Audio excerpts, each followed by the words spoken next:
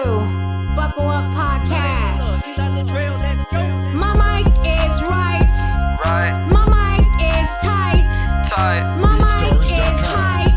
Hype. My mic is psych. Buckle up.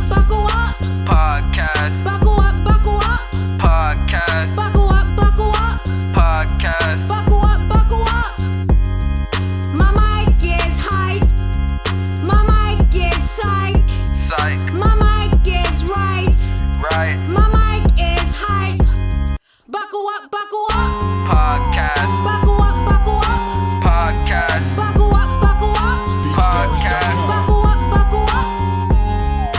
Listen up close, we here to spread the news. Buckle Up Podcast is the voice of the views. So let's talk about topics and points of views. Buckle Up Podcast is made for Hey you. y'all, hey, it's your girl Shablee McGinnis, and welcome to the Buckle Up Podcast. I hope you guys are doing well. For me, I am blessed. I just take one day at a time in this game called life. Today I want to talk about a few things that I think that will resonate with some of my listeners for this podcast. So let's just hop right on into it. So the first thing that I want to talk about is raising children. So these kids nowadays are so different. They have a different upbringing. And a lot of the generations are not trying to repeat old generations' upbringing because they want to do something different with their children. So they are implementing, their own way of raising their children. So, for example, if, your parents spanked you when you were younger and now you have your own children and you're like, no, I'm going to do away with the spanking. I'm going to have more of a conversation and take other avenues to get my point across for a lesson to be learned. Which is fine, because, we want to break curses. We want to break tradition and try new things, which is great.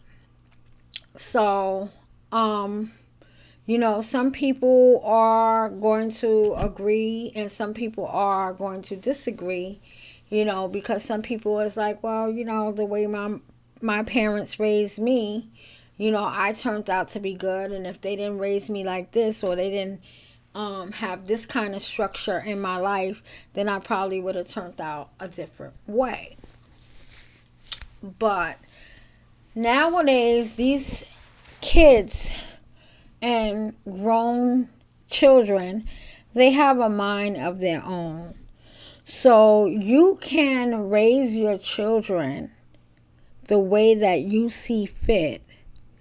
But when they become mature enough and they have to find their own way and make their own mistakes, some are going to be proud moments that you're going to be prideful, and then there's going to be some moments where you're not going to be happy with some of the choices that your children make.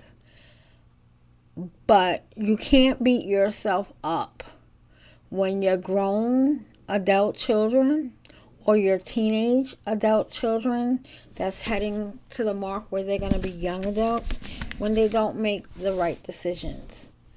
As long as you know that you gave them the tools to navigate in this place that we live in on this earth that's called life, as long as you gave them the tools and you've done all that you can do and they have values and morals, that's all you can do, because these children are going to make their own paths in life. And I've always said for myself, as far as my children, you have a choice. You can either have good choices or bad choices. So if you make good choices, your life is going to be good. If you made bad choices, then you have to suffer the consequence of your bad choices. And you have to learn from them.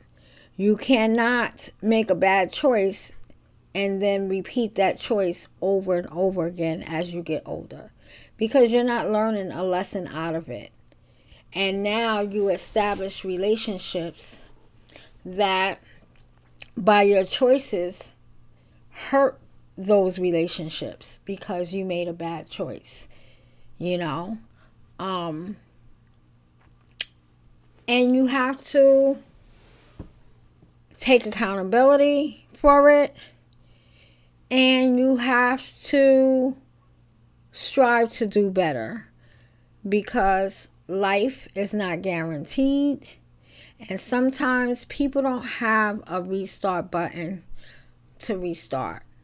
So every day that you are facing challenges, you have to really be real with yourself and ask yourself, whatever you're going through, is this conducive to my well-being?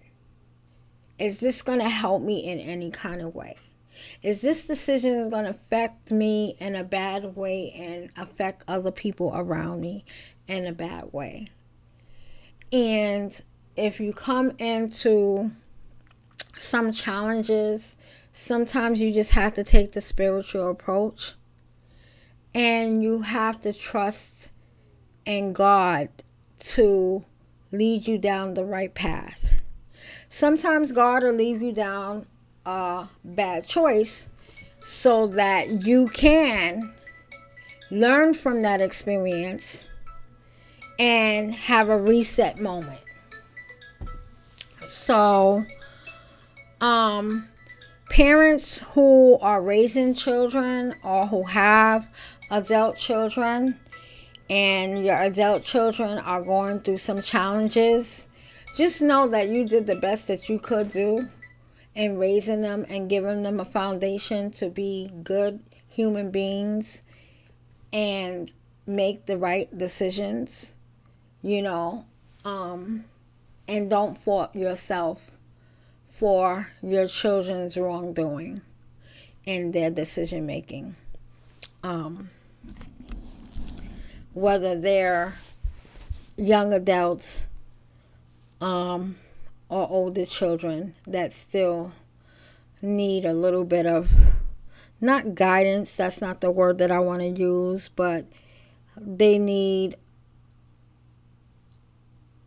more of your attention in certain areas as young adults that you need to kind of highlight and remind them of some of the moral complex that you have given them. So I'm just going to leave that topic there, because I felt like, you know, that needs to be a message to anyone who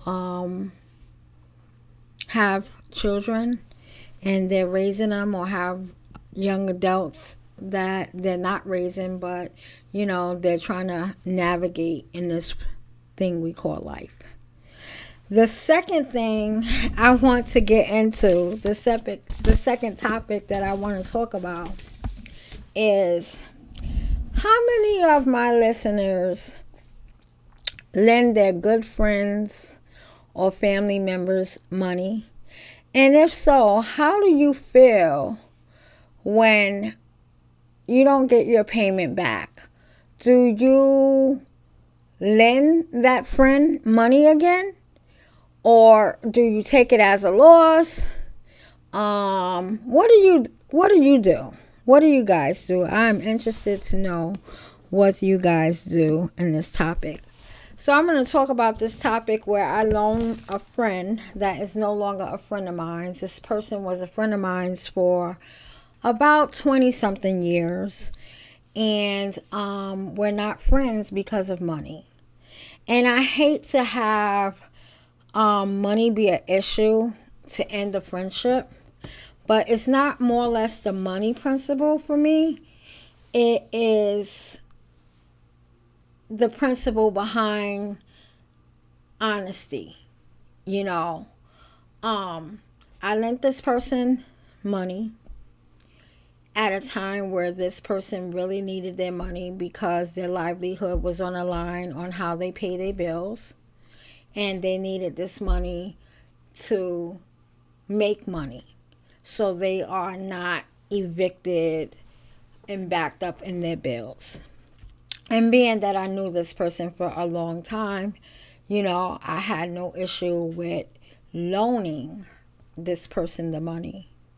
So I haven't heard from this person in 7 months, where that is not really a norm prior to that, because we never spoke every day, but we spoke periodically. But since I've lent this person the money, the calls had just stopped. Okay.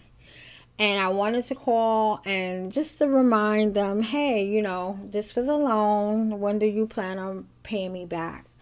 But after a few months went by, I kind of figured like this person is probably not going to pay me back, because this person has not spoken to me after they received the payment. So I kind of took it as a loss. But sometimes as people, you know, we don't want to see the signs, the red flags on things, and we want to have confirmation. So here we are in the 7th month.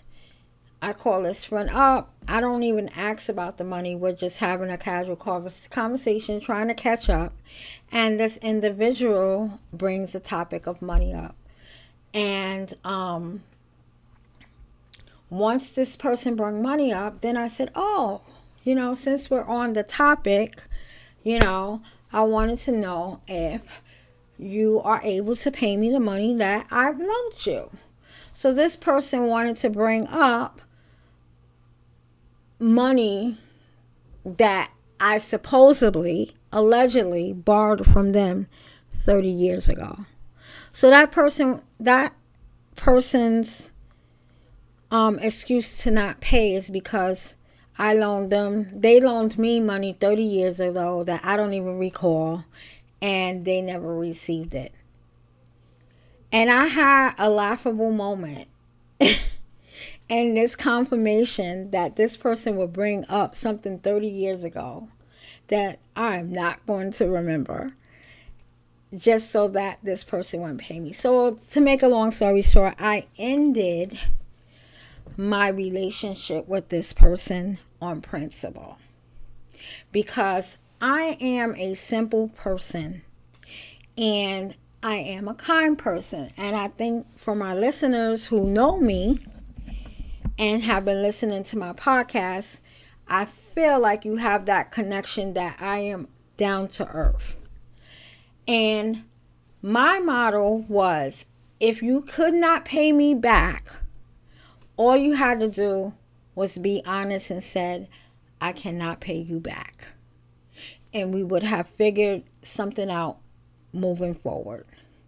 But to say that I owe you something from 30 years ago, and that is your excuse not to pay me for my money, just let me know what kind of friend I was dealing with for all these years. How many of you have had a similar situation as mine? Did you end your friendship, or did you still remain friends? I like to know. I like to know as you listen to that. You know, as you're listening to this podcast, I would like to know what you guys have done in that situation if it happened to you. So those are the topics that I have for you on this Friday. And you know how I do on my podcast. I try to leave you with a prayer at the end of my podcast. So I'm going to leave you with this prayer. And it is Matthew 28:20. And it reads, I am with you always. I am with you always. And I want to take from this that whatever I'm going through or whatever challenges that I am facing in this life, I know that my God is always with me as I go through these challenges. Sometimes you don't feel like God's presence is with you, but He is definitely with you, trying to figure things out and make things happen in the background. So that's what I take from that prayer. I want to thank you guys for listening. I want to thank you guys for subscribing. And I thank you guys for just supporting my podcast. So on this note, guys, I want you guys to keep your head up, keep your chin up, keep your shoulders back, and keep on walking in your purpose, baby. Goodbye for now.